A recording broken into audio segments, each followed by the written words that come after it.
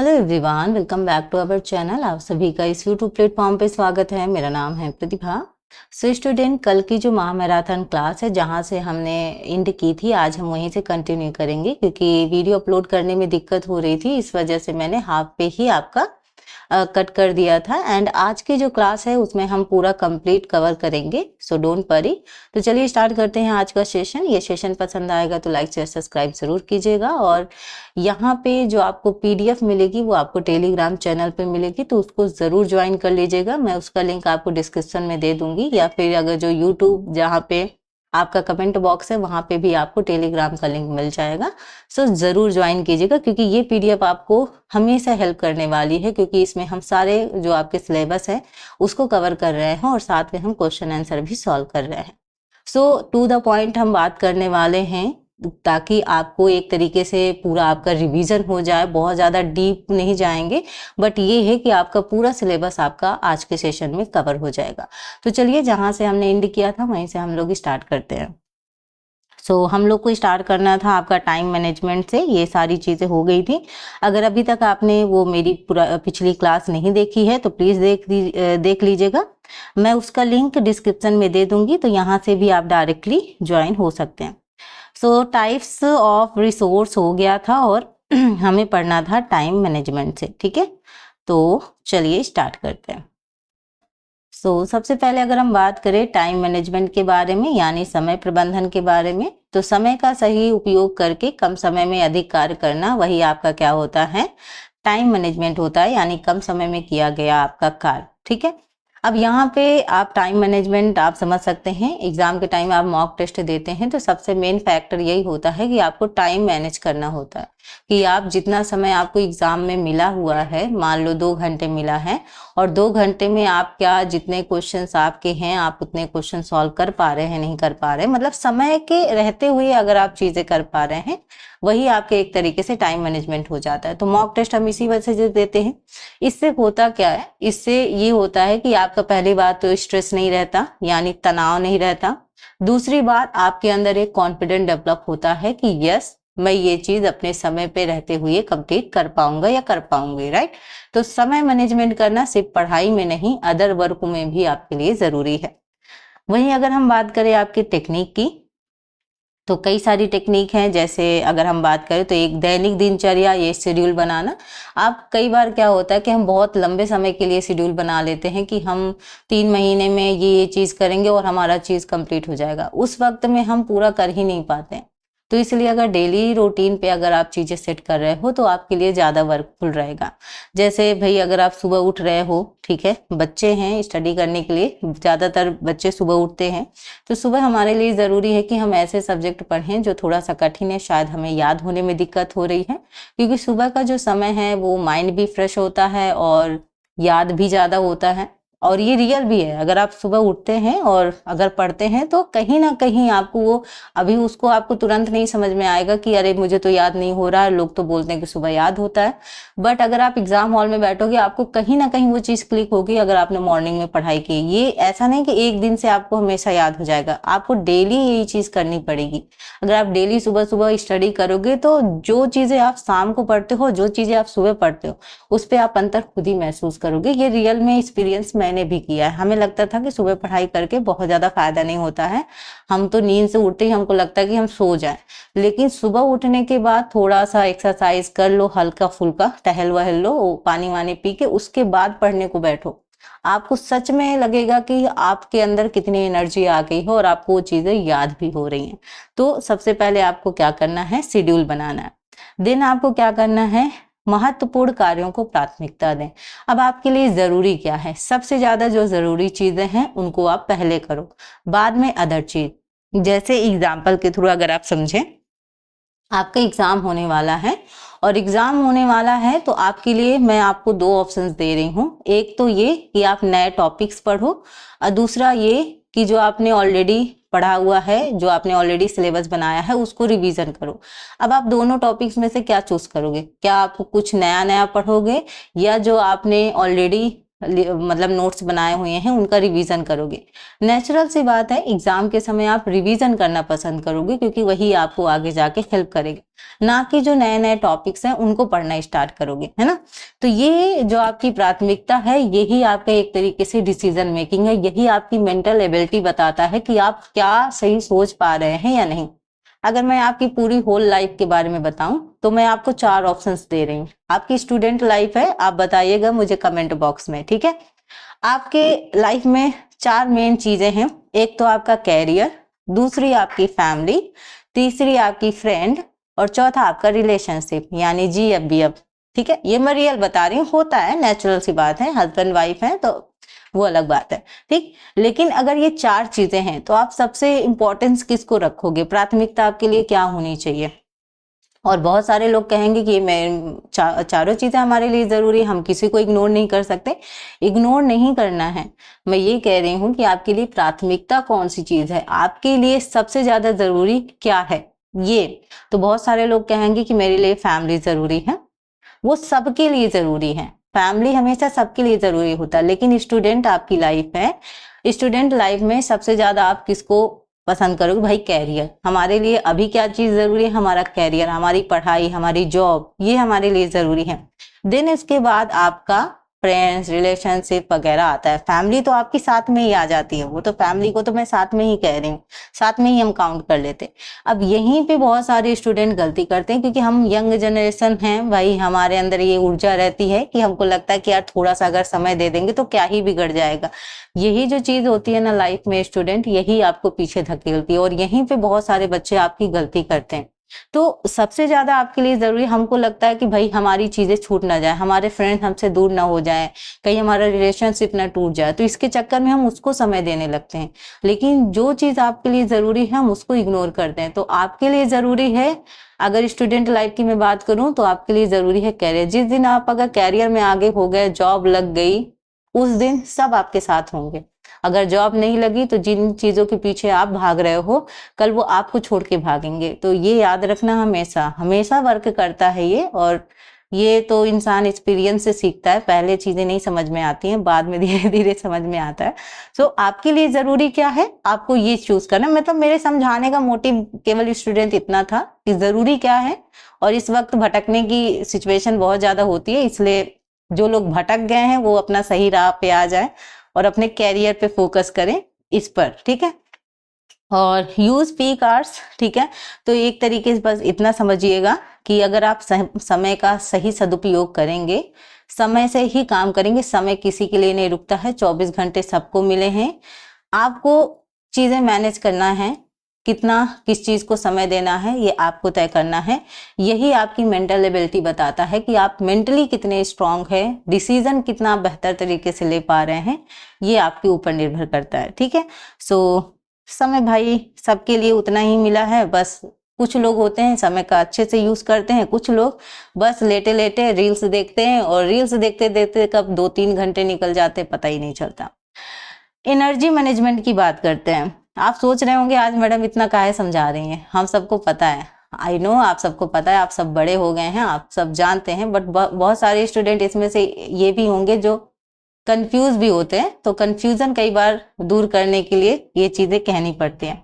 ऊर्जा प्रबंधन की बात करते हैं स्टूडेंट, ठीक है। एनर्जी मैनेजमेंट की अगर हम बात करें यहाँ पे, तो कम ऊर्जा खर्च करके आप अधिक काम कैसे कर सकते हो, वही आपका एक तरीके से क्या होता है, वर्क सिंप्लीफिकेशन होता है। यानी कम ऊर्जा में अधिक कार्य करना, मतलब बहुत ज्यादा आपकी एनर्जी भी नहीं खर्च हो रही है और आप अधिक कार्य भी कर पा रहे हो। जैसे भाई आपके पास प्रेशर कुकर है, आपके पास मिक्सी है, तो अब आप बहुत ज्यादा एनर्जी नहीं लग रही ना सिलबट्टे में कूटने से, अच्छा मतलब सिलबट्टे में करने से अच्छा है कि आप मिक्सी में वो चीज पीस पा रहे हो, तो बहुत ईजी तरीके से आपकी एनर्जी भी नहीं जा रही है, आपका काम भी आसानी से हो जा रहा है ना। यही अगर बात करें मेथड की, तो मोशन इकोनॉमी, यानी एक तरीके से बार बार चलना, झुकना, जो अनावश्यक हरकतें हैं वो ना करना। काम के दौरान उचित आपको मुद्रा लेनी है, यानी काम करते समय सही मुद्रा अपनाना है, बहुत ज्यादा झुकना नहीं है।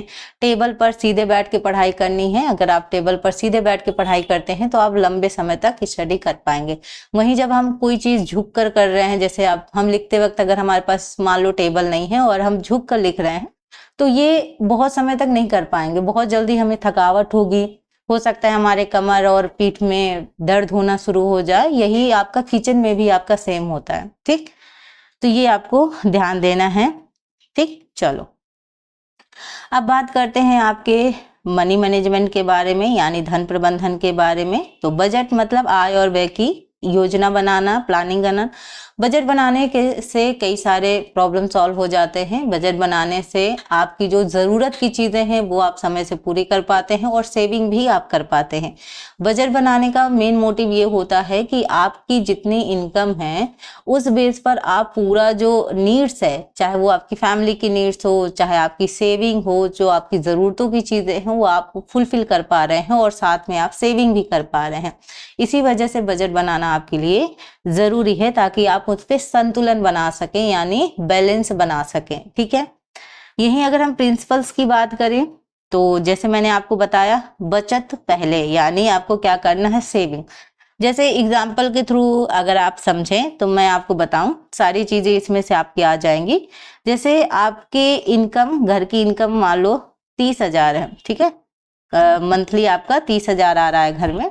तो पहले आप क्या करोगे भाई, 5,000 आप एक तरीके से सेव कर लोगे, ठीक।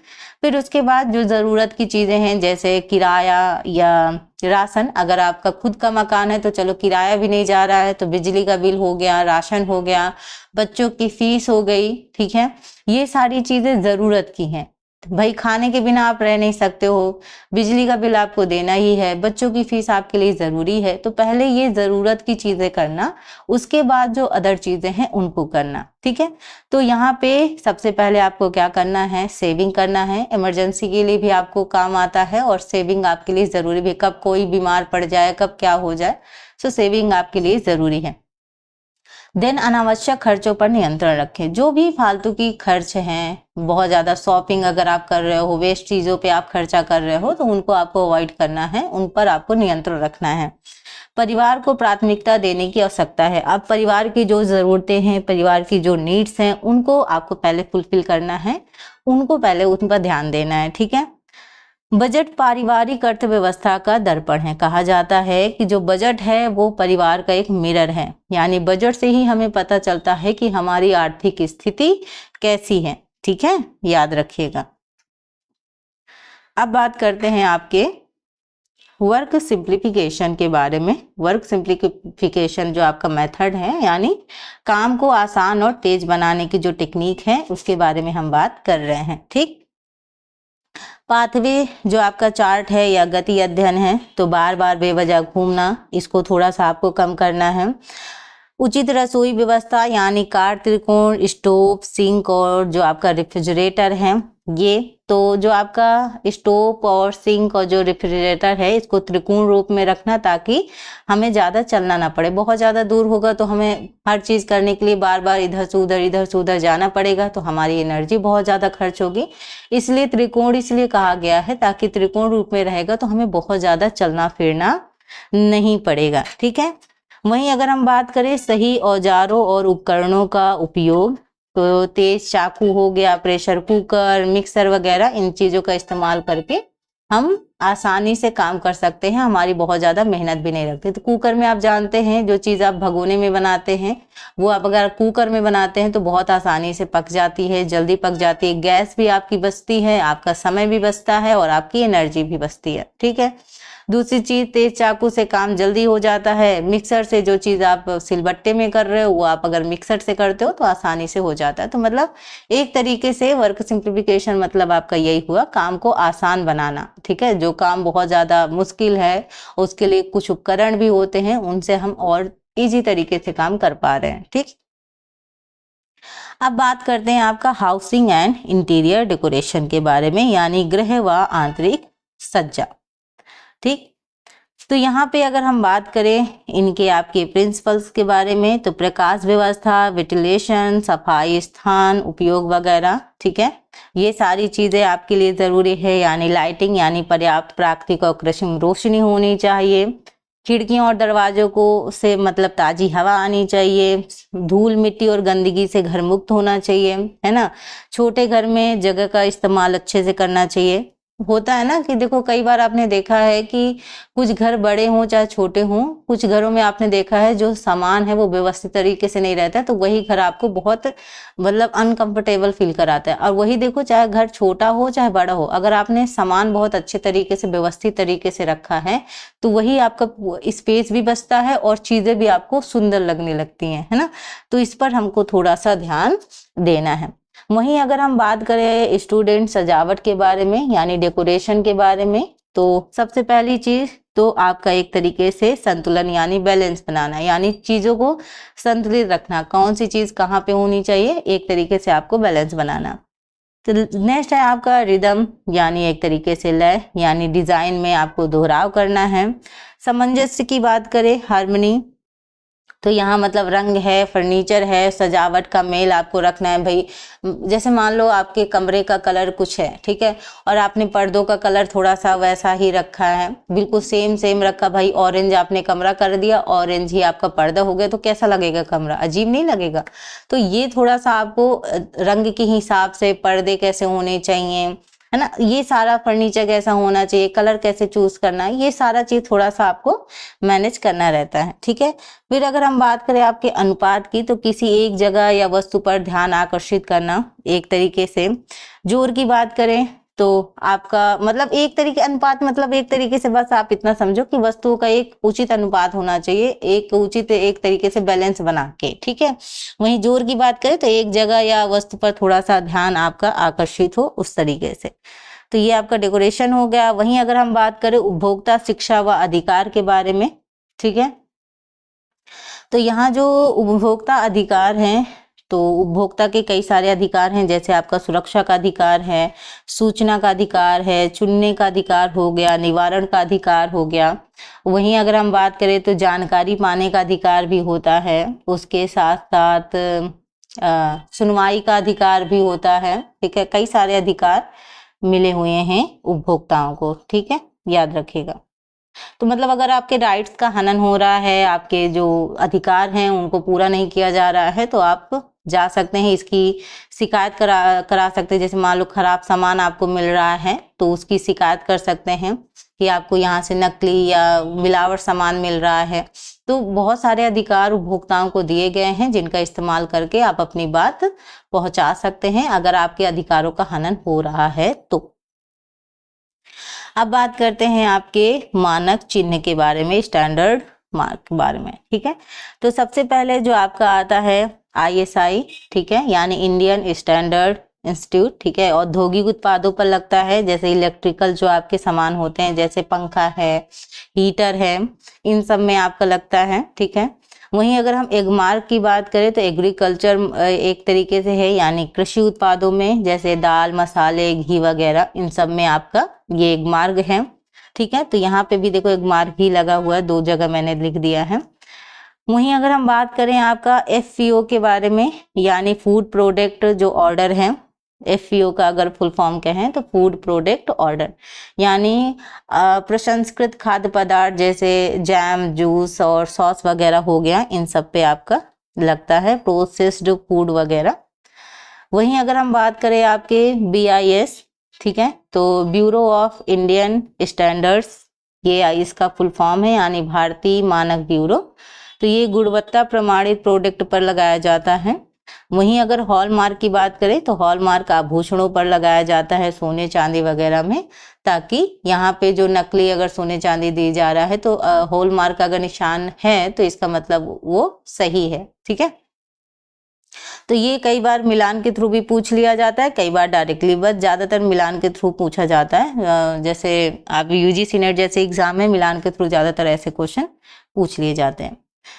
देखो कुछ चीजें जरूरी हैं, ये तो मैंने आपको बता ही दिया, इस पे कुछ ज्यादा जरूरी नहीं। यहाँ पे देखिएगा, रसोई घर में कार त्रिकोण में शामिल हैं, जो मैंने आपको ऊपर बताया, सिंक, स्टोव और रेफ्रिजरेटर, ताकि हमें ज्यादा चलना फिरना ना पड़े।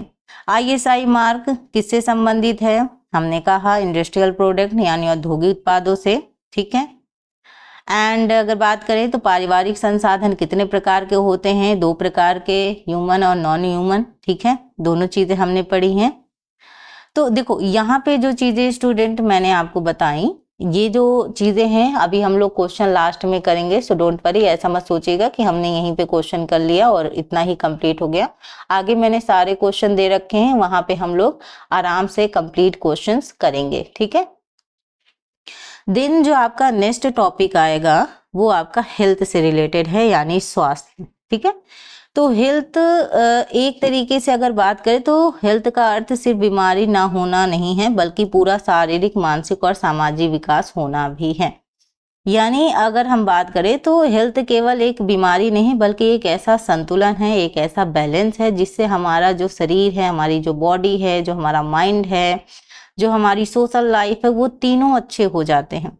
वही हमारा एक तरीके से क्या है, आपका हेल्थ है। तो हेल्थ मतलब केवल बीमारी नहीं, बल्कि हमारा जो फिजिकल, मेंटली और जो सोशल डेवलपमेंट है, वो सारी चीजें क्या है, हेल्थ के अंदर आती है। जैसे मान लो अगर किसी बच्चे को बुखार नहीं है, लेकिन वह हमेशा स्ट्रेस में रहता है, उसे हम पूरी तरह से हम हेल्दी कह सकते हैं? बिल्कुल नहीं कह सकते। यानी हेल्दी होने का मतलब ये है आप फिजिकली भी स्वस्थ रहें, मेंटली भी स्वस्थ रहें और सोशली भी आप इंटरेक्ट करते रहें, वो आपका पूरा हेल्दी लाइफ होता है। और इस तरीके से कह दें कि भाई बच्चे को बुखार तो नहीं है, लेकिन वो पढ़ने में ध्यान नहीं दे पा रहा है, उसे टेंशन हो रही है, स्ट्रेस हो रहा है, तो हम उसे हेल्दी नहीं कहेंगे स्टूडेंट, उसे हम हेल्दी नहीं कहेंगे। आई होप आप चीजें समझ गए होंगे, ठीक है।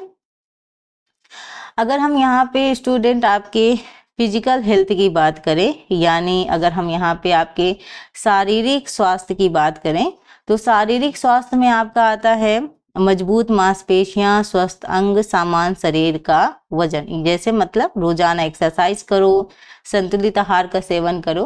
तो जैसे मान लो कि भाई अगर कोई बच्चा रोज दूध पी रहा है, हरी सब्जियां खा रहा है, सुबह दौड़ रहा है, तो उसका जो शरीर है वो स्वस्थ रहेगा। वही आपका क्या है, फिजिकल हेल्थ है।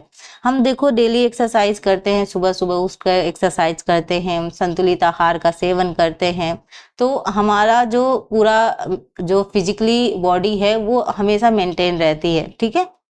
वहीं अगर हम बात करें आपके मेंटल हेल्थ के बारे में, यानी मानसिक स्वास्थ्य के बारे में, तो सकारात्मक सोच, भावनात्मक संतुलन, अनावश्यक तनाव नहीं होता है। जैसे पढ़ाई में हम कंसंट्रेट कर पाते हैं, छोटी असफलता से निराश नहीं होते हैं, ये सारी चीजें। जैसे मान लो अगर हम यहाँ पे एग्जाम्पल के थ्रू समझे, तो मान लीजिए 2 स्टूडेंट हैं, ठीक है, 2 स्टूडेंट हैं और दोनों क्या हुए, एग्जाम में आपके फेल हो गए, ठीक। अब एक तो निराश हो गए, उनमें से एक है जो बहुत निराश हो गया कि अब मतलब पढ़ाई करने का मन नहीं कर रहा, मेरे से नहीं हो पाएगा, मैं तो फेल हो गया, मैं कुछ नहीं कर पा रहा हूँ, बहुत सारे निगेटिव थॉट उसके मन में आ रहे हैं और डिमोटिवेट हो रहा है एक तरीके से। और जो दूसरा बच्चा है वो सोच रहा है कि चलो कोई बात नहीं, इस बार फेल हो गए हैं, हम दूसरी बार मेहनत करेंगे, दूसरी बार जरूर सफलता मिलेगी। तो मतलब उसके अंदर एक पॉजिटिव मोटिवेशन है, मतलब वो एक पॉजिटिव थिंकिंग कर रहा है कि नहीं कोई बात नहीं, इस बार फेल हो गए तो क्या हो गया, फिर और हम ट्राई करेंगे और नेक्स्ट टाइम हो जाएंगे। तो अब मुझे बताओ दोनों में से मेंटली स्ट्रांग, मेंटली हेल्दी कौन लग रहा है? पहला वाला जो एक बार फेल होने के बाद निराश हो चुका है, या दूसरा वाला जो फेल होने के बाद भी पॉजिटिव थिंकिंग कर रहा है कि नहीं मैं नेक्स्ट टाइम ट्राई करूंगा, नेक्स्ट टाइम जरूर होगा। तो आप खुद ही बता सकते हो कि भाई मेंटली हेल्दी कौन है। मेंटली हेल्दी है दूसरा वाला बच्चा, क्योंकि वो पॉजिटिव थिंकिंग कर रहा है, वो डिमोटिवेट नहीं हो रहा है, वो फेल होने से निराश नहीं हो रहा है, यानी उसके अंदर ये क्षमता है कि नहीं मैं कर पाऊंगा। मतलब फेल होने से ऐसा तो नहीं भाई, हम लोग पेपर देते हैं, कई बार फेल होते हैं, लेकिन हम लगातार स्ट्रगल करते रहते, कोई बात नहीं, इस बार कुछ कमी रह गई होगी, नेक्स्ट टाइम मैं वो कमी दूर करके मैं और बेहतर करूंगा। देखो फेल होने का रीजन ये नहीं होता कि भाई मेरी किस्मत इतनी खराब है कि हम पास नहीं हो पा रहे हैं, भगवान मेरा साथ नहीं दे रहा, भगवान कुछ नहीं, भगवान हर किसी के साथ है। बस शायद आप में कुछ थोड़ा सा आपने मेहनत उस बच्चे से कम करी थी, या फिर ये कह सकते हैं कि कुछ चीजें आपने नहीं पढ़ी थी जो आपके एग्जाम में पूछी गई, वो आपने कवर नहीं कर पाए। तो अपने आप पर वर्क करने से मतलब अपने आप पे वर्क करो, ना कि ब्लेम करो कि नहीं भगवान ने मेरा साथ नहीं दिया, किस्मत मेरी साथ नहीं थी, मेरे साथ तो ऐसा ही होता है। ज्यादातर स्टूडेंट के माइंड में ये थॉट होता है स्टूडेंट कि उनको जब वो फेल होते हैं कि भाई अब जब हर बार फेल होते हो तो ये एक निराशा हो जाती है मन में कि यार मैंने इतना मेहनत किया, मैंने क्या नहीं किया, मैंने दिन रातें किए, 16-16 घंटा मैंने पढ़ाई की, फिर भी मेरा नहीं निकला, उसका निकल गया। तो ये जो चीजें होती हैं, इनसे अगर आप बाहर निकल पा रहे हो, इसका मतलब आप मेंटली स्ट्रांग हो, और बहुत स्ट्रांग हो। मेंटली स्ट्रांग केवल शरीर बनाने से कुछ नहीं होता है स्टूडेंट, दिमाग से भी स्ट्रांग होना चाहिए। और यही देखो दोनों बच्चों में फर्क आपको समझ में आ रहा होगा। तो यानी बीमारी हेल्दी केवल इतना नहीं है कि शरीर से आप बिल्कुल स्वस्थ हो तो आप हेल्दी हो, दिमाग से भी आपको हेल्दी होना पड़ेगा। ठीक, चलो देन अगर हम बात करें आपके सोशल हेल्थ के बारे में, यानी सामाजिक स्वास्थ्य के बारे में, तो समाज के साथ समायोजन करना, अच्छे संबंध बनाना, यानी आप दूसरों से इंटरेक्ट कर रहे हैं, बेहतर तरीके से बात कर रहे हैं, ठीक है, सोशली रूप में इन्वॉल्व हो रहे हैं लोगों से, इसका मतलब आप फिट है। ठीक है, दोस्त, परिवार और सहकर्मी के साथ अच्छे संबंध वगैरह। जैसे मान लो कि एक क्लास है, ठीक, मैं देखो हर चीज आपको एग्जाम्पल के थ्रू इसलिए समझा रही हूँ ताकि आप रिलेट कर पाए। जो चीज मैं एग्जाम्पल बच्चे का दे रही हूँ आप अपने आप से भी रिलेट करके उसको समझ सकते हैं। जैसे मान लो सोशली रूप में अगर मैं बात करूं तो अगर एक क्लास में एक नया बच्चा आया है, ठीक है, और उसे सब लोग इग्नोर कर रहे हैं, सब लोग उस पर ध्यान नहीं दे, भाई नया नया बच्चा आता है तो ज्यादातर स्टूडेंट यही करते हैं। तो कुछ स्टूडेंट की आदत होती है कि चलो उन्होंने फ्रेंडशिप कर ली, बहुत सारे स्टूडेंट होते हैं कि नया है अभी इसको रहने दे, पुराने से संपर्क ज्यादा बेहतर होते हैं। तो वहां पे लेकिन क्या है कि एक बच्चा है जो उससे दोस्ती कर लेता है। तो यही आपका क्या है, एक तरीके से सोशल हेल्दी होना है, यानी आप दूसरों से इंटरेक्ट करें, वो नया है पुराना है जो भी है, नया आया है आप उससे भी इंटरेक्ट कर रहे हो, यानी सोशली रूप में आप इन्वॉल्व हो रहे हो। ठीक है, सो ये आपका सोशल हेल्थ है।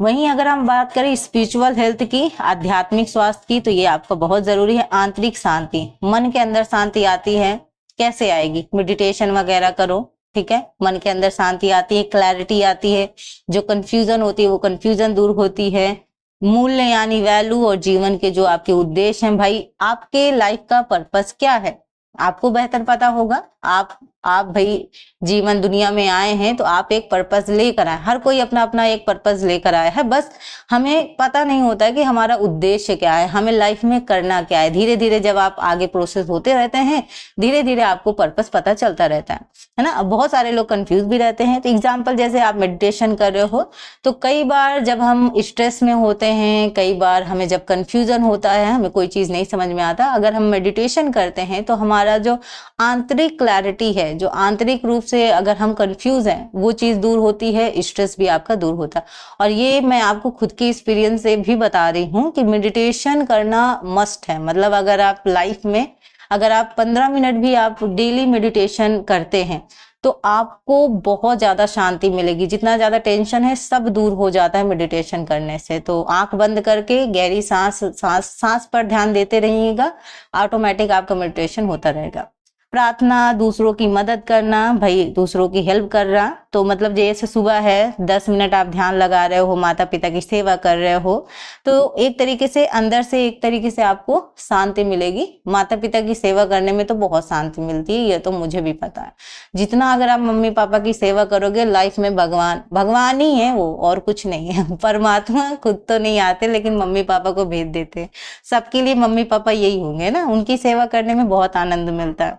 इसी वजह से देखो मैं हमेशा जब मेरी क्लास की एंड होता है तो मैं हमेशा एक लाइन दोहराती हूँ, अगर आपने नोट किया होगा, कि माता पिता की सेवा करते रहे। क्योंकि आजकल सब लोग सेपरेट होना ज्यादा पसंद कर रहे हैं, दूर होना ज्यादा पसंद कर रहे हैं सेवा करने के अलावा, है ना। तो सेवा करते रहें, सेवा से ही मन की शांति है, और मन की शांति ही आपके लिए जरूरी है। चलो नेक्स्ट है आपका स्वास्थ्य को प्रभावित करने वाले कारक। ठीक है, तो सबसे पहले बात करें आपके बैलेंस डाइट की, यानी संतुलित आहार, यानी एक ऐसा आहार जिसमें समस्त पोषक तत्व प्रोटीन, कार्बोहाइड्रेट, विटामिन, वसा, खनिज लवण, जल, रेशे वगैरह सब आपके एक उचित मात्रा और अनुपात में मौजूद हो, वही आपका संतुलित आहार कहलाता है। सिंपल डेफिनेशन आपने हमेशा इसको पढ़ा होगा ऐसे ही, है ना। तो सही मात्रा में carbohydrate, protein, fats, vitamin, minerals वगैरह अगर आप कंज्यूम कर रहे हैं, अगर आप ले रहे हैं, तो वही आपका क्या है, संतुलित आहार है। तो अगर आप सिर्फ मैगी और बर्गर खाओ, ठीक, चलो कोई है भाई आपको घर का खाना ज्यादा नहीं पसंद आ रहा है, मैगी, बर्गर, पिज्जा वगैरह, मोमोज वगैरह, आजकल तो मोमोज भी बहुत ज्यादा चल गए हैं, बढ़िया तीखा तीखा सॉस देते हैं तो लोगों को बहुत अच्छा लगता है। लेकिन अगर ये डेली खाओ तो डेली खाने से क्या आप हेल्दी रहोगे? या आप दूध खा रहे हो, फल, सब्जी, दाल, चावल, सारी चीजें अगर आप अपने प्लेट में ले रहे हो तो उससे आप हेल्दी रहोगे? नेचुरल सी बात है, जब हम पूरा खाना खा रहे हैं, दाल, चावल, रोटी, सब्जी, दही और आपके सैलेड से लगा के सारी चीजें अगर ले रहे हैं तो वो आपकी हेल्दी लाइफ के लिए ज्यादा जरूरी है, ना कि देखो पिज्जा बर्गर ऐसा नहीं कि नहीं खाना चाहिए, जैसे कभी मन हो रहा है खा लेना चाहिए, लेकिन कभी कभार, ऐसा नहीं कि अब आपने उसको डेली रूटीन में ही आपने शामिल कर लिया है ना। तो यहाँ पे अगर हम बात करें स्टूडेंट एक्सरसाइज के बारे में, व्यायाम मतलब नियमित शारीरिक गतिविधि करना हृदय, फेफड़े और मांसपेशियों को एक तरीके से मजबूत रखता है, तो इसलिए डेली एक्सरसाइज करना स्टूडेंट बहुत जरूरी है स्वस्थ रहने के लिए। वहीं अगर हम बात करें हाइजीन की, यानी स्वच्छता की, साफ पानी, साफ कपड़े, हाथ धोना, ये सारा चीज जरूरी है। वही खाना खा रहे हो, खाना खाने से पहले अपने हाथ धुलो, बाहर से आ रहे हो तो हाथ पैर धुल के अंदर एंट्री करो ताकि सफाई रहे, ठीक है, क्योंकि सफाई नहीं रहेगी तो बीमारियां आपको जल्दी पकड़ेंगी, इसलिए आपके लिए सफाई जरूरी है। रेस्ट एंड स्लीप, आराम और नींद, कम से कम कहते हैं कि 7 से 8 घंटे सोना चाहिए। अगर हम कहें तो 6 से 7 घंटे भी कुछ जगह आपको मिलेगा कि भाई 6 से 7 घंटे हमें सोना चाहिए, या हम बात करें तो 7 से 8 घंटे। देखो नींद बहुत जरूरी है। अगर हम बात करें तो नींद इसलिए भी जरूरी है, कई बार हम क्या होता है कि रात भर जगते रहते हैं, फिर हम सुबह 10 बजे तक सोते रहते हैं, और अगर मान लो नींद कंप्लीट नहीं हुई, कॉलेज स्कूल गए, वहीं पे हमें नींद आती है, मतलब पढ़ाई में हम कंसंट्रेट कर ही नहीं पाते हैं क्योंकि हमें आलस आता रहता है।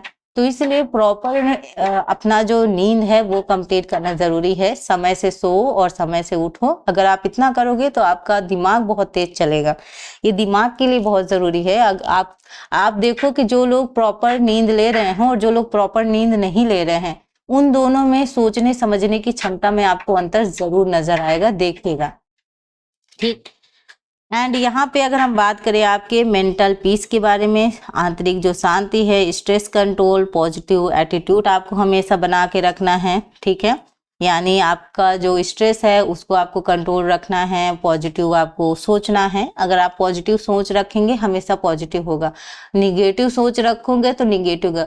अरे मेरे साथ ऐसा क्यों नहीं होता है, अरे मेरे साथ तो ऐसा हो ही नहीं सकता, अरे मैं तो ये हूँ, मैं तो वो हूँ, मैं तो सुंदर नहीं हूँ, मैं, बहुत सारे जो नकारात्मक ख्याल है ना वो लोगों को दिमाग में रहते हैं, और यही जो आपका सबकॉन्शियस माइंड पे चलता रहता है, और यही आपका रियल लाइफ में भी होना शुरू हो जाता है। जब आप पॉजिटिव सोचोगे, पॉजिटिव अफर्मेशन बोलोगे, जैसे अगर आप डेली सुबह और रात को सोने से पहले 2 चीजें अगर आप करो ना, लाइफ आपकी बिल्कुल चेंज हो जाएगी, और ये मैं खुद के एक्सपीरियंस से कह रही हूँ और वैसे मैंने काफी सारे एक्सपीरियंस कर लिए हैं स्टूडेंट, इसलिए मैं आपको भी एक्सपीरियंस दे रही हूँ। वो इसलिए स्टूडेंट, जब आप पॉजिटिव सोचोगे, कोई भी चीज निगेटिव हो रही होने दो, वो उसको ध्यान ही मत दो, मेरे साथ अच्छा होगा, मैं अच्छी हूँ, मैं सबका अच्छा करती हूँ वगैरह वगैरह, मतलब सब चीजें अगर अच्छा अच्छा बोलोगे, रोज अच्छा अच्छा बोलो, कसम से बता रही हूँ आपके साथ अच्छा ही होगा। निगेटिव सोचना ही नहीं। एग्जाम देने जा रहे हो जाएगा, जरूर हो जाएगा, मैंने मेहनत की है, जरूर होगा। सोचो, होने कोई बाद में कुछ भी हो वो अलग बात है, बस सोचने में क्या जाता है ना, सोचने में कौन सा पैसा लगने वाला है ना। तो जब पैसे नहीं लग रहे हैं तो आप आराम से सोच सकते हैं। तो मेरा मानना यह है, पॉजिटिव सोचो, पॉजिटिव होगा, निगेटिव सोचोगे, निगेटिव होगा। इन्वायरमेंट की बात करें, आपका जो पर्यावरण है, साफ हवा, प्रदूषण रहित जो वातावरण है, ये आपको और अच्छा देगा, ठीक। आई होप आपको ये सारी चीजें समझ में आ गई। आज हमको लग रहा है कि हम ज्यादा ही उपदेश दे रहे हैं, नहीं? चलो, स्वास्थ्य का महत्व, इंपॉर्टेंस क्या है हेल्थ की, ठीक है। Good health better learning, student पढ़ाई में फोकस कर पाते हैं। अगर हम स्वस्थ हैं तो आप पढ़ाई पे ज़्यादा अच्छे से फोकस कर पा रहे हो। अगर आप स्वस्थ नहीं हो, आप फिजिकली रूप से मतलब कमज़ोर फील कर रहे हो या मेंटली रूप से डिस्टर्बेंस हो, तो चाहे आप जितना भी किताब सामने खोल के बैठे रहो, आपका ध्यान किताब पे लगेगा ही नहीं। आप चाहे पूरा पढ़ के निकल जाओगे, बाद में आपको लगेगा अरे मैंने पढ़ तो लिया लेकिन मुझे समझ में क्यों नहीं आया, मतलब मुझे कोई याद ही कुछ नहीं हुआ।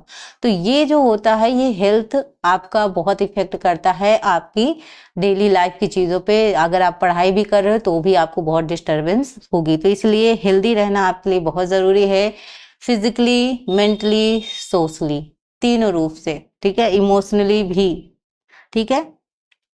प्रोडक्टिविटी बढ़ती है, अडल्ट अपने काम में अच्छा परफॉर्म करते हैं। याद रखिएगा, अगर आप हेल्दी हैं तो आप हर चीज़ बहुत बेहतर तरीके से करते हैं।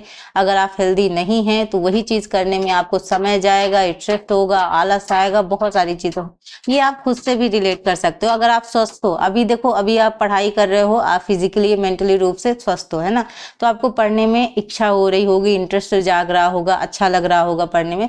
अब वहीं आप अगर फिजिकली और मेंटली रूप से नहीं हो स्टेबल, ठीक है, नहीं हेल्दी हो, तो आपको उसी में आलस आएगा। Society becomes happy and progressive. याद रखिएगा, हेल्थ सब चीज़ों पर इफेक्ट डालता है, इसलिए हेल्दी रहना आपके लिए बहुत ज़रूरी है, ठीक है। रोकथाम और संवर्धन की बात करें तो यहाँ पे टीकाकरण है, यानी बीमारियों से बचाव के लिए टीकाकरण लगाया जाता है, ठीक है। वहीं अगर हम बात करें आपका, जैसे भाई एक्सीडेंट से बचने के लिए आप हेलमेट लगाते हो ना, वैसे ही बीमारियों से बचने के लिए आप क्या लगाते हो, वैक्सीन लगाते हो। कोरोना काल में तो वैक्सीन का महत्व सबको पता चल गया होगा। वैसे तो वैक्सीन का महत्व इतना नहीं पता चलता, लेकिन कोरोना काल में सबसे ज्यादा वैक्सीन लगी है ना, एक एक नहीं न जाने कितनी कितनी वैक्सीन। टीचर लोगों को, हम लोग को तो मुझे लग रहा है 2-2 3-3 वैक्सीन लगवाए हैं हम लोग। चलो, हेल्थ एजुकेशन है, यानी स्वास्थ्य शिक्षा है, यानी बच्चों को स्वच्छता, पोषण और एक्सरसाइज के बारे में बताना। योगा, मेडिटेशन, ये देखो रियल लाइफ में इंक्लूड करना चाहिए योगा और मेडिटेशन को, बेस्ट है। अगर आप चाहते हैं कि आपके माइंड में क्लैरिटी आए, स्ट्रेस कम हो, कॉन्फिडेंट बनो, आपके लिए मेडिटेशन करना और आंतरिक शांति के लिए बहुत ज़रूरी है। स्ट्रेस फ्री जीवन जीना है तो योगा और मेडिटेशन करना ज़रूरी है। रेगुलर चेकअप, समय समय पर हेल्थ चेकअप करवाना चाहिए, इग्नोर नहीं करना चाहिए। देखो इग्नोर करने से ही बहुत सारी प्रॉब्लम होती हैं। कई बार देखो इग्नोर करने से जो छोटी सी बीमारी है वो बड़ा रूप ले लेती है। तो इसलिए अगर आपको जरा सा भी लग रहा है कि कहीं पे दिक्कत है और आप लगातार उसे इग्नोर कर रहे हैं, तो इग्नोर करने की बजाय आप डॉक्टर को एक बार दिखा दें, आप जो टेस्ट वगैरह हैं वो करवा दें, ताकि एक तरीके से क्लैरिटी रहे, ताकि हाँ हमें हेल्थ से प्रॉब्लम नहीं है कोई भी, है ना। तो ये बड़ा जरूरी है। हेरिडिटी, यानी जो आपका वंशानुगत है, ठीक है, तो जेनेटिक फैक्टर जो आपके कारक होते हैं वो भी आपके स्वास्थ्य को प्रभावित करते हैं, वो भी आपकी चीज़ों को इफेक्ट करते हैं। उसके साथ साथ जो इन्वायरमेंट है, जैसे एयर, वाटर, ये सारी चीज़ें भी आपके लिए इफेक्ट करती है। देखो हेरिडिटी और इन्वायरमेंट दोनों आपके लाइफ में बहुत अहम भूमिका निभाते हैं, इसलिए दोनों आपके लिए ज़रूरी हैं। लाइफस्टाइल, यानी जीवन शैली, food habit, sleep, exercise, addiction, ये आपकी लाइफस्टाइल कैसी है, आप कैसा मतलब आपकी हैबिट क्या है, आप क्या चीज़ करते हैं, एक्सरसाइज करते हैं नहीं करते, कितने घंटे सोते हैं, आप क्या खाते हैं, ठीक है, ये सारी चीज़ें लाइफस्टाइल में आती हैं। इन पर थोड़ा सा अगर आप अपनी लाइफस्टाइल अच्छी कर दोगे, समय से उठोगे, समय से सोओगे, अपने 7-8 घंटे की नींद कंप्लीट करेंगे, हेल्दी खाना खाएंगे, संतुलित आहार करेंगे, मतलब तो आपकी लाइफस्टाइल बहुत बढ़िया रहेगी। तो इसलिए थोड़ा सा ज़रूरी है। वहीं अगर हम बात करें सोशियो इकोनॉमिक कंडीशंस की, यानी सामाजिक आर्थिक स्थिति की, एजुकेशन, इनकम, एक्यूपेशन वगैरह आपका क्या है, ये सारी चीज़ें आपके लिए ज़रूरी है। ये देखो जो मैंने आपको बताया था, ये मैंने आपको पहले भी बता दिया था, विटामिन ए की कमी से रतौंधी होता है, विटामिन डी की कमी से रिकेट्स, या हम जिसे सूखा रोग कहते हैं, विटामिन सी की कमी से स्कर्वी, आयरन की कमी से रक्ताल्पता या एनीमिया, ठीक है, आयोडीन की कमी से गड़गंड यानी घेंघा रोग, ग्वाइटर, ठीक है, घेंघा रोग कहते हैं इसको, ठीक। कॉमन डिसीज की बात करें यानी जो आपका सामान्य रोग है यानी संचारी रोग, तो संचारी रोग कौन कौन से हैं, जैसे टीबी, मलेरिया, डेंगू और खसरा हैजा, जो फैलते हैं एक तरीके से, ठीक। कीटाणुओं, कीड़ों, दूषित पानी से ये सारी चीजें फैलता है। मलेरिया एनोफिलीज जाति के मादा मच्छर के काटने से फैलता है। अब मादा मतलब लेडीज, लेडीज ही खून चूसती है, ये मच्छरों ने भी साबित कर दिया। रियल लाइफ में नहीं पता, बट जो आपकी लेडीज है उनकी ही खून चूसने की वजह से, और इनको क्या चाहिए होता है, प्रोटीन चाहिए होता है, जिसकी वजह से ये लोग क्या करते हैं, खून चूसते हैं, ठीक है। मच्छर तो आजकल आपको लग ही रहे होंगे ना। तो मलेरिया से आपको बचाव करना है। टीबी वगैरह है, डेंगू तो और भी खतरनाक है, मलेरिया से भी ज्यादा खतरनाक आपका डेंगू है, जो एडीज इजिप्टी मच्छर के काटने से होता है, और ये सुबह काटता है, ठीक है। ये ऐसा नहीं है कि अंधेरे में हो, ठीक है। इसका थोड़ा सा आपको जैसे वाइट वाइट धारियों जैसा होता है, अगर आप चाहें तो आप इसको पहचान भी सकते हैं, ठीक है। खसरा है, हैजा है, हैजा दूषित खाने पीने की चीजों से भी फैलता है, तो इस सब का आपको ध्यान देना है। वहीं अगर हम असंचारी रोग की बात करें तो जैसा आपका मधुमेह, डायबिटीज हो गया, उच्च रक्तचाप, मोटापा, कैंसर जैसी बीमारियां आपकी क्या हैं, असंचारी रोग हैं। तो संचारी और असंचारी रोग आपसे पूछे जाते हैं, तो याद रखिएगा ये स्टूडेंट की इम्पोर्टेंट है। मैंने आज के सेशन में सारे फैक्चुअल क्वेश्चन डाले हैं ताकि आप आराम से इनको याद कर सके, ठीक है।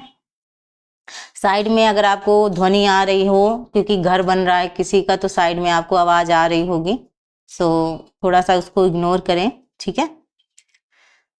तो जीवन शैली एवं वंशानुगत से संबंधित आपका पहली बात तो यहाँ पे थोड़ा सा प्राथमिक उपचार की अगर हम बात करें तो प्राथमिक उपचार मतलब जो डॉक्टर के आने से पहले जो प्राथमिक चिकित्सा दी जाती है वही आपका क्या होता है, प्राथमिक उपचार होता है, ठीक है। यानी जिसे हम फर्स्ट एड सेफ्टी एक तरीके से कहते हैं, ठीक है। तो यहाँ पे याद रखिएगा ये सारी चीजें, भाई आप किसी का प्राथमिक उपचार कर रहे हैं तो थोड़ा सा आपको आना चाहिए, कैसे आप घाव को धुलते हैं, पट्टी कैसे बांधनी चाहिए, ये सारी चीजें आपके लिए क्या है, जरूरी हैं, तो इन सब का आपको ध्यान रखना है, ठीक है। अब यहाँ पे बात करें तो थोड़ा सा देखो कुछ चीजें जरूरी हैं, जैसे मान लो यहाँ पे चीजें हैं जैसे फ्रैक्चर वगैरह हो गया तो स्थिर रखें उसके पैर को, पट्टी बांधे आराम से, ठीक है। ब्लीडिंग वगैरह हो रही है, रक्तस्राव हो रहा है तो बहुत ज्यादा आपको दबाव नहीं डालना है, भाप को थोड़ा सा ऊपर रखना है जहाँ पे ब्लीडिंग वगैरह हो रही है, ठीक है। एंड वहीं अगर हम विषाक्तता की बात करें तो उल्टी कराने से आपको बचना है, और अगर कुछ ऐसा है तो जल्दी से जल्दी आप उसको कहाँ लेके जाएंगे, अस्पताल में लेकर जाएंगे ताकि उनका मतलब उपचार हो सके, ठीक है।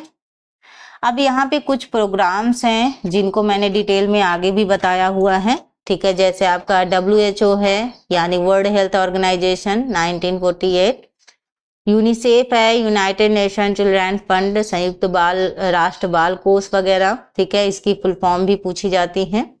नेशनल हेल्थ मिशन, राष्ट्रीय स्वास्थ्य मिशन 2013 NHM, ठीक है। पल्स पोलियो प्रोग्राम, पोषण अभियान और RCH प्रोग्राम, इसके RCH प्रोग्राम वगैरह के बारे में मैंने ऑलरेडी आपसे डिस्कस किया है। मैंने एक क्लास जो ली है UGC नेट स्टूडेंट के हिसाब से, आप सभी भी उस क्लास को जरूर देखिएगा, वहां पे मैंने कुछ पॉलिसीज और प्रोग्राम्स के बारे में डिटेल में आपको इन्फॉर्मेशन दी है, उसको याद रख लीजिएगा। उसके चाहे तो मैंने PDF भी सेंड किया है, तो नोट्स भी आप आसानी से बना सकते हो या उसी को पढ़ सकते हो। देखो WHO यानी वर्ल्ड हेल्थ ऑर्गेनाइजेशन जो है आपका 1948, तो 7 अप्रैल 1948 को ये स्थापित हुआ। ये वैश्विक स्वास्थ्य दिशा निर्देश प्रदान करता है, महामारियों पर नियंत्रण, टीकाकरण को बढ़ावा, खाद्य सुरक्षा, मातृ शिशु स्वास्थ्य तथा स्वास्थ्य अनुसंधान पर ये क्या करता है, कार्य करता है। तो इम्पोर्टेंट सबसे ज्यादा आपकी कई बार डेट चीजें पूछी जाती हो, कई बार उनके फुल फॉर्म से रिलेटेड भी आपके प्रश्न देखने को मिलते हैं, तो याद रखेगा। अगर आप सोच रहे हैं कि हम अभी ही शॉर्ट नोट्स बनाएं तो अभी नहीं, PDF जब मैं आपको दूंगी तो इसमें से जो भी इंपॉर्टेंट चीजें होंगी उनको अपने एक नोटबुक में नोट डाउन कर लेना, ताकि एग्जाम के टाइम आप केवल उसको रिवीजन कर सको। अभी देखो ये जितना भी 59 या 60 पेज का जो आपका PDF है, इसको आप 6 पेज में कन्वर्ट कर सकते हैं शॉर्ट फॉर्म में लिखकर, ठीक। वहीं अगर हम यूनिसेफ की बात करें, यूनाइटेड नेशंस इंटरनेशनल चिल्ड्रन आपका इमरजेंसी फंड है 1946, इसका ईयर याद रखेगा। तो 1946 में ये स्थापित हुआ। उद्देश्य क्या है इसका? बाल कल्याण, शिक्षा, पोषण और मातृ स्वास्थ्य। ये टीकाकरण, पोषण और आपातकालीन सहायता भी, इमरजेंसी जो आपका रिलीफ है वो भी ये पहुंचाता है, उपलब्ध कराता है। तो इसका जिस चीज में फोकस है वो भी हमने यहाँ पे बात कर ली। अब बात करते हैं आपके नेशनल हेल्थ मिशन के बारे में, यानी NHM। अब कई बार आपसे पूछ लिया गया कि NHM का फुल फॉर्म क्या है, इसका ईयर क्या है। तो नेशनल हेल्थ मिशन याद रखिएगा 2013। तो 2013 में ये शुरू हुआ है NRHM और NUHM की विलय पर। ठीक है, इन दोनों का क्या हुआ? विलय हुआ। किनका? NRHM और NUHM का। ठीक, इसका पर्पस क्या है, उद्देश्य क्या है? सभी के लिए स्वास्थ्य सेवाओं की उपलब्धता, विशेषकर इंपॉर्टेंट है ग्रामीण एवं शहरी गरीबों के लिए। ठीक है, जो ग्रामीण और शहर में जो भी गरीब हैं उनके लिए मेन ये इसका पर्पस है, ताकि उनका स्वास्थ्य जो चीजें हैं वो उनको उपलब्ध हो सके। अब बात करें आपके पल्स पोलियो प्रोग्राम के बारे में। 1995 तो 1995 में शुरू। उद्देश्य क्या है? पोलियो उन्मूलन। अब तो इंडिया में शायद पोलियो वाली समस्या मुझे लग रहा है 2014 से ही बंद हो गई थी। पहले पोलियो वगैरह की प्रॉब्लम बहुत होती थी, जिससे पोलियो की अगर खुराक नहीं मिली है, 5 साल तक के बच्चों को पोलियो की खुराक दी जाती है, और अगर पोलियो की खुराक नहीं मिलती है तो विकलांगता जैसी स्थिति भी उत्पन्न हो सकती है, मेंटली भी और फिजिकली भी, दोनों चीज से हो सकता है पैर से वो थोड़ा विकलांग हो जाए, किसी भी तरह से हो सकता है। ठीक है, सो अभी तो फिलहाल पोलियो के केसेस नहीं देखने को मिल रहे हैं। हो सकता है, मैंने एक बार सुना था बीच में कहीं पोलियो का केस एक देखने को मिला था, पूर्वी तरफ कुछ।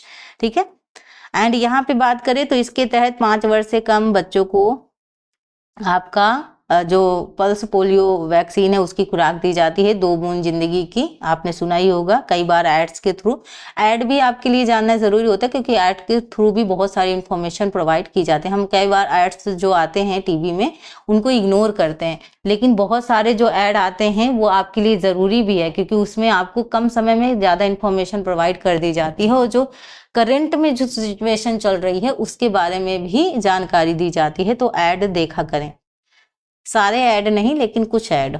ठीक, भारत को 2014 में पोलियो मुक्त घोषित किया गया। जैसे मैंने आपको कहा कि भारत को 2014 में पोलियो मुक्त घोषित कर दिया गया था, है ना। अमिताभ बच्चन जी आते थे ना, बताते थे पोलियो मतलब खुराक 2 बूंद जिंदगी की, है ना। अभी भी मुझे याद है, हम कौन सा बुढ़े हो गए हैं, हमें याद होगा ही चलो मजाक कर रही, नहीं बेचारे बोर हो जाओगे तुम लोग, है ना।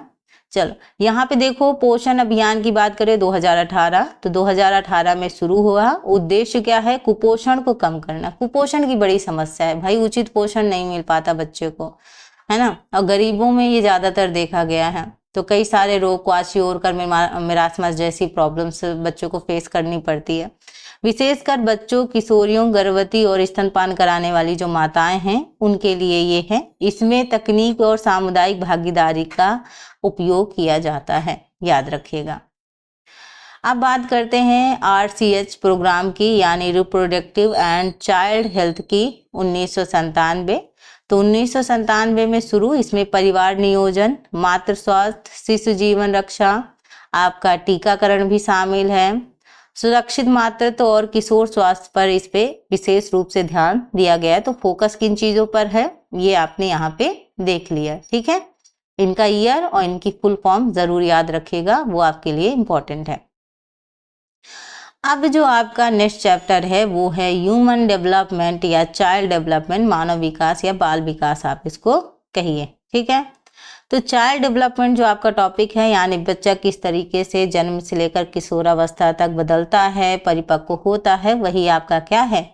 चाइल्ड डेवलपमेंट है, ठीक है। तो यहाँ सबसे पहले समझते हैं अर्थ व परिभाषा, मीनिंग्स एंड डिफिनेशन। तो क्या है? मानव विकास व्यक्ति का जीवन भर चलने वाला शारीरिक, मानसिक, भावनात्मक व सामाजिक वृद्धि एवं परिवर्तन की प्रक्रिया है। यानी जैसे मान लो एक छात्र है, बच्चा सबसे पहले क्या करना सीखता है? बैठना सीखता है, फिर बच्चा चलता है, फिर बच्चा दौड़ता है, यानी इसी तरह वह पहले शब्द बोलता है, फिर वाक्य बनाने लगता है। तो यही आपका जीवन भर जो प्रोसेस है, मतलब जैसे भाई एक बच्चा है, एक ह्यूमन है, ठीक है, वो अपने शैशवावस्था से लेकर वृद्धावस्था तक की जितनी सारी प्रक्रियाएं वो करता है वही आपका एक तरीके से होता है। ठीक, याद रखिएगा। इसमें आपका फिजिकली, मेंटली, इमोशनली, सोशली चारों एस्पेक्ट इसमें शामिल होते हैं बच्चे के डेवलपमेंट में। ठीक है, बच्चे के जो विकास है उसमें आपका शारीरिक, मानसिक, भावनात्मक, संवेगात्मक, सोशल सारे जो एस्पेक्ट हैं वो उस पे क्या करते हैं, उनके डेवलपमेंट में अहम भूमिका निभाते हैं। सो ये चीज़ भी आप ध्यान रखिएगा, एक एक करके हम सारी चीज़ें पढ़ेंगे। सो यहाँ अगर हम बात करें आपके प्रिंसिपल्स ऑफ डेवलपमेंट के बारे में, ठीक है, यानी बच्चे के विकास के बारे में, तो डेवलपमेंट क्या है, एक तरीके से विकास सिर से पैर की ओर या केंद्र से बाहर की ओर होता है। यानी इसके कहने का मतलब ये है स्टूडेंट कि सबसे पहले बच्चे का सिर आता है, उसके बाद जो अदर अंश होते हैं तब उनका विकास होता है। यानी पहले आपका जो सर है उसका विकास होना शुरू होता है, इसीलिए सेफेलोकॉर्डल कहा गया है ना, हेड टू टो, यानी सर से लेकर पैर तक। यानी स्टार्टिंग आपकी कहाँ से होगी, सर से होगी, देन उसके बाद जो अदर अंश है उनका विकास होगा। ठीक है, प्रॉक्सिमो डिस्टल कई बार पूछा जाता है, सेंटर टू आउटवर्ड। ठीक है, यानी आपका मतलब एक तरीके से केंद्र से लेकर बाहर की ओर जो आपका विकास होता है वो होता है। ठीक, वहीं बात करें तो विकास क्या है, निरंतर और क्रमबद्ध होता है, यानी ये कंटिन्यूअस प्रोसेस है। अब यही में जीन पियाजे महोदय जी कहते हैं कि जीन पियाजे महोदय जी का मानना है कि विकास निरंतर चलने वाली प्रक्रिया नहीं है। क्या विकास रुकता है? नहीं, विकास आपके शैशवावस्था से लेकर, जैसे कहते हैं कि गर्भ से लेकर, जन्म से लेकर गर्भावस्था तक विकास निरंतर चलता रहता है, खत्म नहीं होता है। लेकिन जीन पियाजे जी कहते हैं कि विकास असतत प्रक्रिया है, यानी डिसकंटिन्यूअस प्रोसेस है, ये कंटिन्यूअस प्रोसेस नहीं है। तो अगर स्पेशली, वैसे तो ये जैसे टीचिंग एग्जाम में ज्यादा ऐसे क्वेश्चन पूछे जाते हैं, लेकिन अगर मान लो एग्जामिनर ने कभी पूछ लिया कि पियाजे महोदय जी के हिसाब से जो आपका विकास है वो कंटिन्यूअस प्रोसेस है या डिसकंटिन्यूअस प्रोसेस है, यानी सतत प्रक्रिया है या असतत प्रक्रिया है, तो ये कौन सी प्रक्रिया है? असतत प्रक्रिया है। यानी उन्होंने कहा कि विकास निरंतर चलने वाली प्रक्रिया नहीं है, जबकि विकास क्या है? एक निरंतर चलने वाली प्रक्रिया है, कंटिन्यूअस प्रोसेस है, गर्भ से कब्र तक प्रोसेस इसका होता रहता है। ठीक है, और क्या है, सिक्वेंशुअल भी है, यानी क्रमबद्ध है। ऐसा नहीं है कि आप शैशवावस्था से सीधा किशोरावस्था में पहुंच गए, किशोरावस्था से सीधा वृद्धावस्था में पहुंच गए, ऐसा नहीं है ना। किशोरावस्था, बाल्यावस्था से लगा के ये आपका पूरा क्रम से चलता रहता है। ऐसा नहीं कि छलांग लगाते लगाते आप जैसे सीढ़ियां चढ़ते हैं वैसे नहीं आप चढ़ सकते, भाई एक सीढ़ी पे पैर रखा उसके बाद 5वीं सीढ़ी पे पहुंच गए, ऐसा नहीं होता है। विकास आपका क्रम पे चलता रहता है। ठीक है, इसको थोड़ा सा आप याद रखेंगे। वहीं अगर हम बात करें तो विकास वंशानुक्रत और वातावरण पर निर्भर करता है। आपका डेवलपमेंट, आपके हेरिडिटी और आपका इन्वायरमेंट दोनों ही आपका, भाई आपका पोषण कैसे हो रहा है और आप किस इन्वायरमेंट में हैं, दोनों ही आपके करेक्टर पर इफेक्ट डालेंगे, आपके विकास पर फर्क पड़ेगा।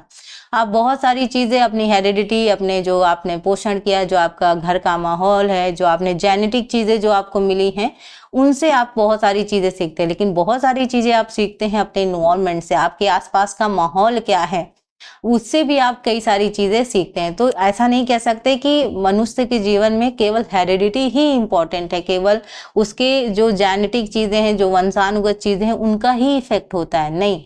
बच्चे के, और इसको कोई तोल भी नहीं सकता कि भाई 50% हेरिडिटी 50% इन्वायरमेंट, जैसी चीज मिली वैसा ही उसका जो डेवलपमेंट है वो बच्चे का वैसा ही होगा। तो यानी अगर बात करें तो बच्चे के अगर बात करें डेवलपमेंट पर, तो हेरिडिटी और आपका इन्वायरमेंट दोनों की अहम भूमिका होती है, तो इसको आप याद रखेंगे। देन अगर बात करें, 4th पॉइंट है, प्रत्येक बच्चे का विकास अलग अलग गति से होता है। आप ये नहीं कह सकते हैं कि सभी बच्चे एक ही गति से डेवलपमेंट होगा। ठीक है, कुछ बच्चों का डेवलपमेंट हो सकता है फास्ट हो, कुछ डेवलपमेंट उनका रेट स्लो हो। तो दोनों चीजें डिपेंड करती हैं, हेरिडिटी और इन्वायरमेंट में भी डिपेंड करती हैं और अदर चीज भी है इसके। ठीक है, तो जैसे एक बच्चा है, कुछ बच्चे कहते हैं कि भाई कुछ बच्चे 2 साल में चलने लगे, ठीक है, कुछ बच्चे हो सकता है 2 साल में नहीं चल रहे हैं, कुछ बच्चे जल्दी बोलना स्टार्ट कर देते, कुछ देर में बोलना स्टार्ट कर देते। तो सबका जो रेट है वो एक तरह का नहीं होता है, हम सब ह्यूमन बीइंग्स हैं, लेकिन सबका जो ग्रोथ रेट है, जो डेवलपमेंट रेट है वो डिफरेंट डिफरेंट हो सकता है, ठीक है। तो ये थोड़ा सा आप ध्यान रखेंगे, ठीक। अब बात करें स्टूडेंट यहाँ पे स्टेजेस ऑफ डेवलपमेंट के बारे में, जो आपके लिए बहुत ही इम्पोर्टेंट है और इससे आपके रिलेटेड बहुत सारे क्वेश्चन आते हैं। देखो, सबसे ज़्यादा टीचिंग एग्जाम में ये जो मैं चीज़ें आपको पढ़ा रही हूँ ये बहुत ज़्यादा आता है, ठीक है। लेकिन फिर भी अगर हम बात करें तो टीचिंग एग्जाम के अलावा भी आपके लिए यहाँ पे ज़रूरी है, ठीक है।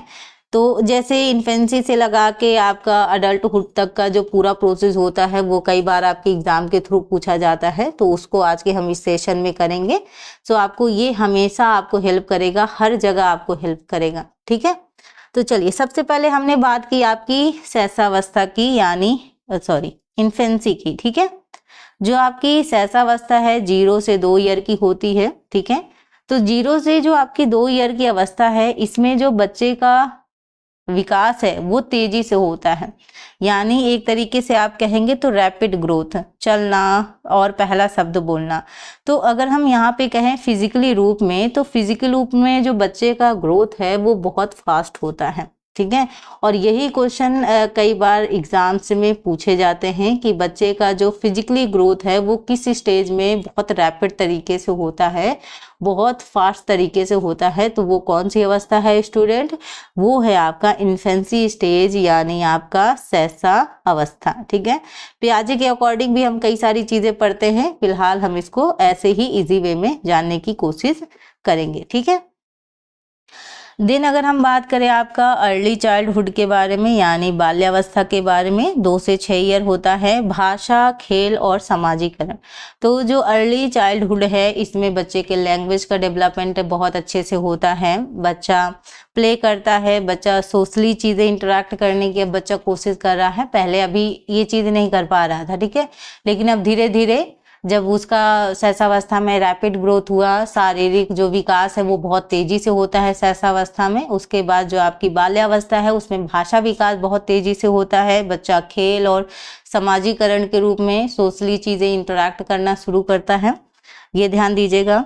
देन आपका आता है लेट चाइल्डहुड, यानी 6 से 12 ईयर की जो अवस्था है, यानी स्कूली अवस्था होती है। पीयर ग्रुप रिलेशंस बनाना शुरू करता है, बच्चा ग्रुप में खेलना शुरू करता है, बच्चा दोस्ती करना शुरू करता है और स्कूल जाना, ठीक है, सहकर्मियों के साथ मतलब डिस्कशन वगैरह सारी चीज़ें मतलब इस एज में बच्चे का स्टार्ट हो जाता है।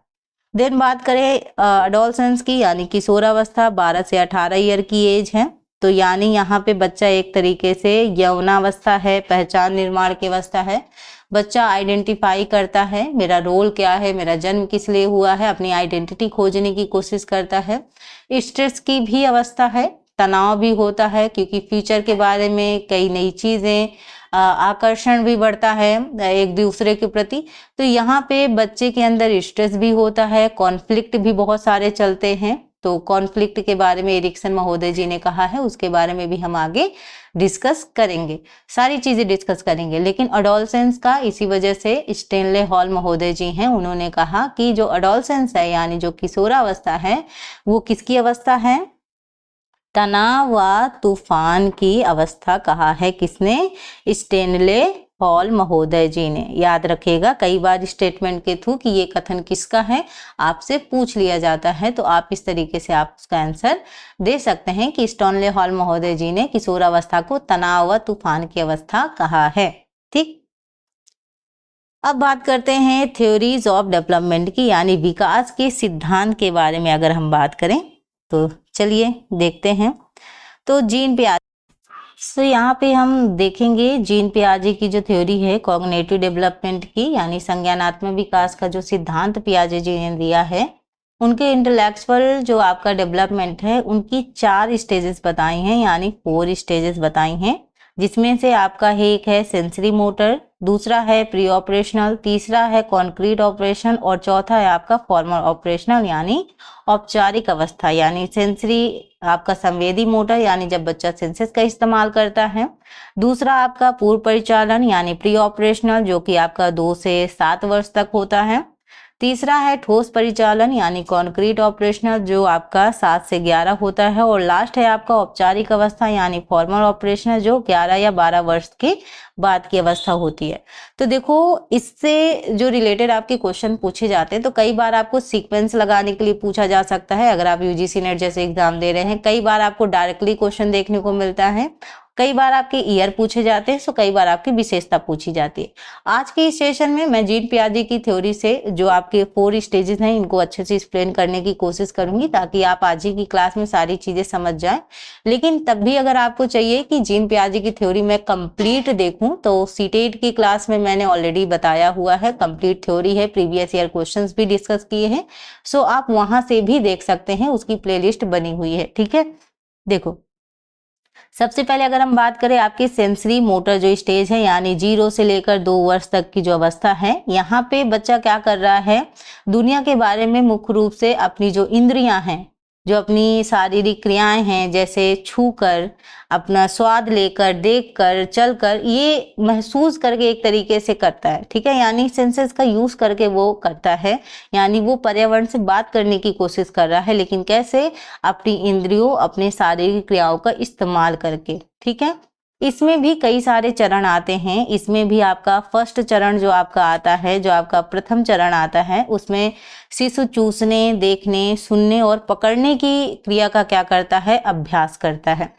जो आपका सेकंड चरण आता है, उसमें जो क्रिया करने में उसकी जो रुचि होती है, जो क्रिया करने में उसे मजा आ रहा है, भाई जैसे बच्चा कोई चीज मतलब फेंक रहा है, पटक रहा है, उसको वो चीज करने में मजा आ रही है, तो वो बार बार भी वही चीज रिपीट करेगा, उसको वो चीज में आनंद मिल रहा है, इसका मतलब वो चीज वो बार बार करेगा। ठीक है, जो तीसरा चरण होता है स्टूडेंट, वो तीसरे चरण में जो ध्वनि होती है, ध्वनि को सुनने के लिए खड़खड़ाएगा, मतलब कोई चीज फूकेगा, हिलाएगा, मतलब उसको आवाज करनी है। बेसिकली अगर बात करें तो साउंड करने की कोशिश करता है, ताकि जो लोग बैठे हैं या जो मम्मी पापा हैं उसकी ओर ध्यान दे। इसी वजह से वो जानबूझ के क्या करता है, चीजें पटकता है। ठीक है, आई होप आप समझ गए होंगे।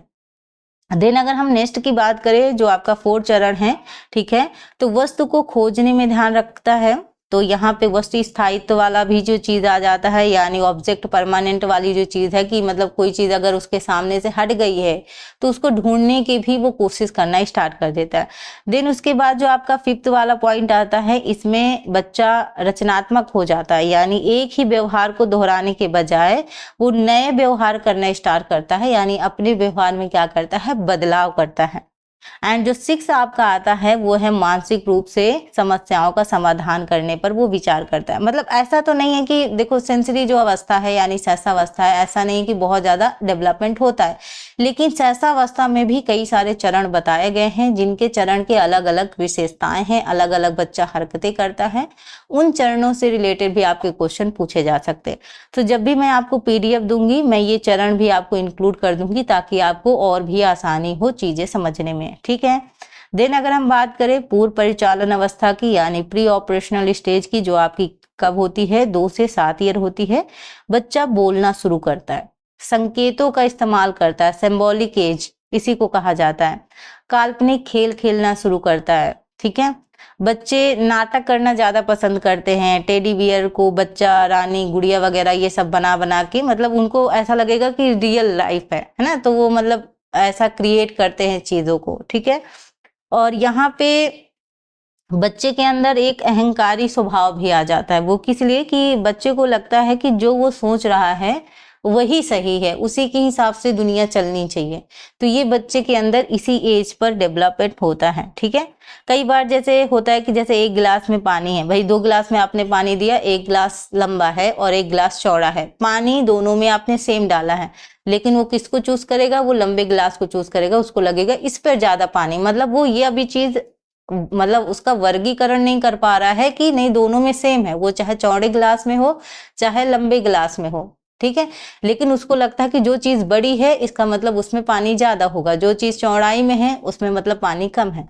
तो ये जो क्लासिफिकेशन होता है वो बच्चा नहीं कर पाता है। तो धीरे धीरे बच्चे के अंदर ये जो चीजें है वो उसके अंदर क्या होता है, डेवलप होना शुरू हो जाता है इस स्टेज पर, ये याद रखेंगे। ठीक।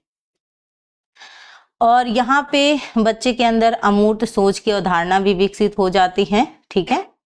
और बस इतना याद रखिएगा, इतना इंपॉर्टेंट है।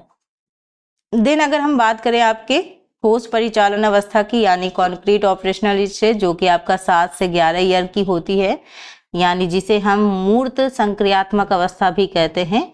तो अमूर्त अवधारणाओं के बजाय बच्चे मूर्त यानी ठोस वस्तुओं पर ज्यादा फोकस करते हैं। ठीक है।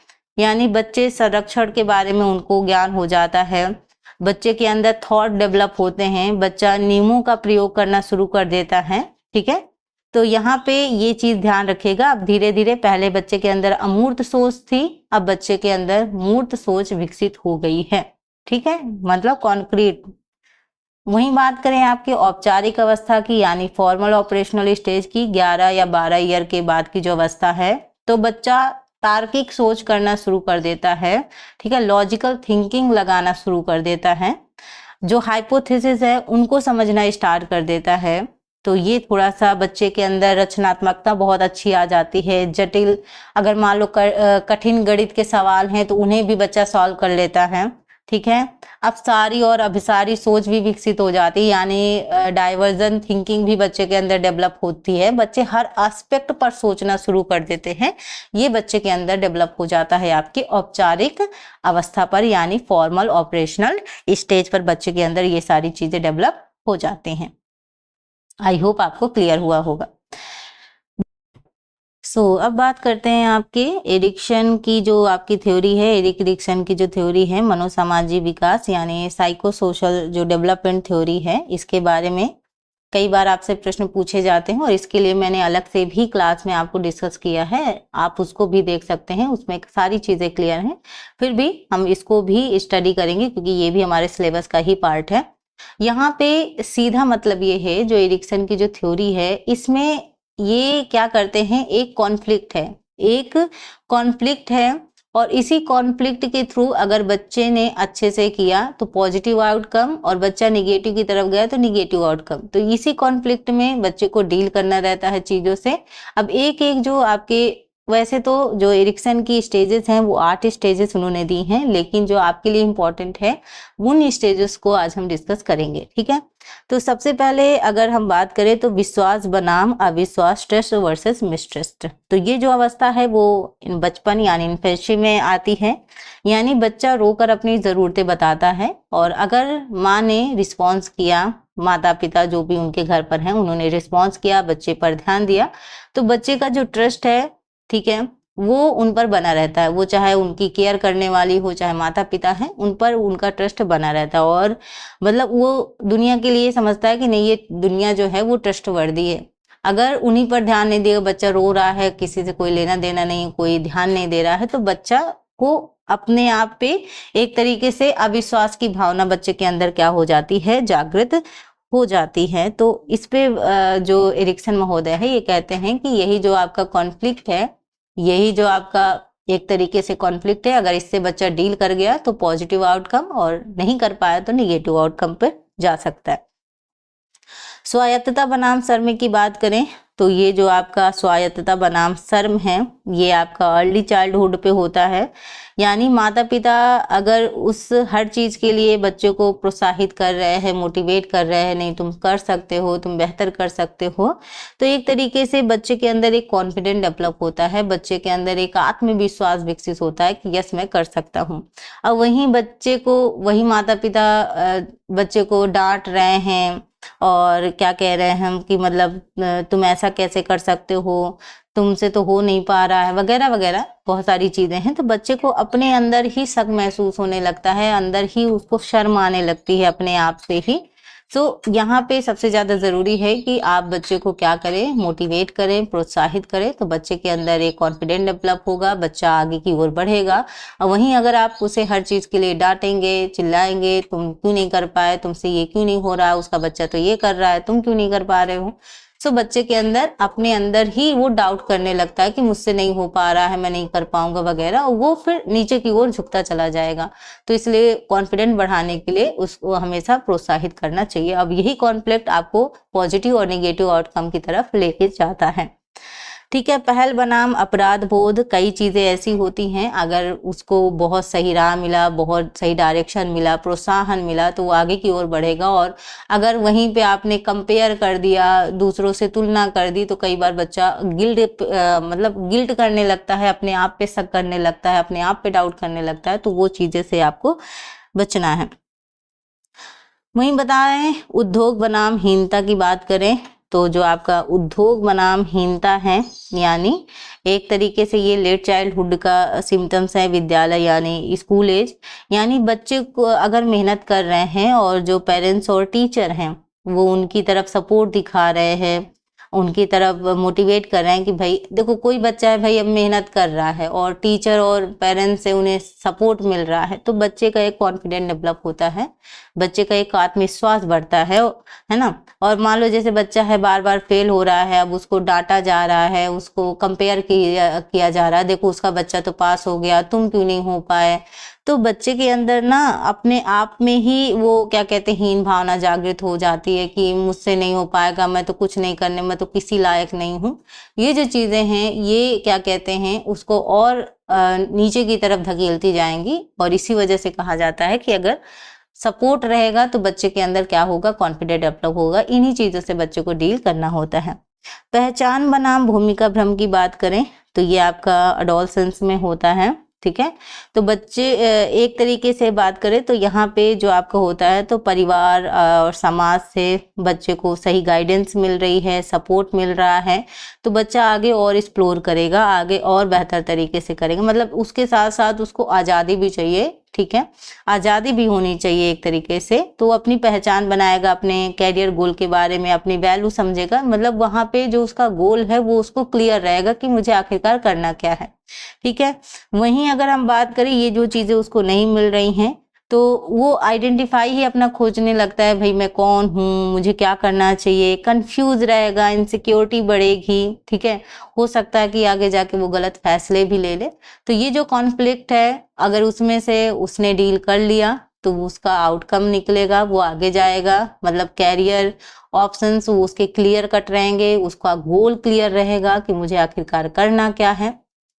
जैसे आप ही हैं, ठीक है, आप अपने आप को ही ले लीजिए, अब आप जो चीज़ करना चाह रहे हैं, ठीक है, जो चीज़ आपके दिमाग में है, आपके फैमिली मेम्बर्स, आपका जो सपोर्ट सिस्टम है वो आपको सपोर्ट कर रहा है, आपके टीचर्स आपको सही गाइडेंस दे रहे हैं। ठीक है, आपको एक्सप्लोर करने का मौका दिया जा रहा है, आज़ादी दी जा रही है। आप कह रहे हैं कि नहीं मुझे कोचिंग करनी है, मुझे वहाँ जाके पढ़ाई करनी है, तो आपके पेरेंट्स कह रहे हैं ठीक है जाओ अपना पढ़ाई करो, आपको सपोर्ट मिल रहा है। तो आप अपनी आइडेंटिफाई खोजने के लिए आपका जो गोल है वो आपका क्लियर है कि मुझे करना क्या है, आप बिल्कुल कॉन्फिडेंस रहेंगे, आपको पता है कि आपके जो कैरियर गोल हैं, जो आपका पहचान है वो आपका क्लियर है, तो आप आगे बढ़ेंगे। अब वहीं पे अगर हम बात करें दूसरा व्यक्ति है, वो अपना यही नहीं समझ पा रहा है मैं कौन हूँ भाई, वो आइडेंटिफाई ही खोज रहा है मुझे क्या करना है, तो ये कंफ्यूज, जब उसको सपोर्ट गाइडेंस वगैरह नहीं मिलेगी तो हो सकता है वो आज़ादी भी ना मिल रही हो, तो हो सकता है वो कंफ्यूज रहे, उसे इनसिक्योरिटी भी आए और आगे जाके हो सकता है वो गलत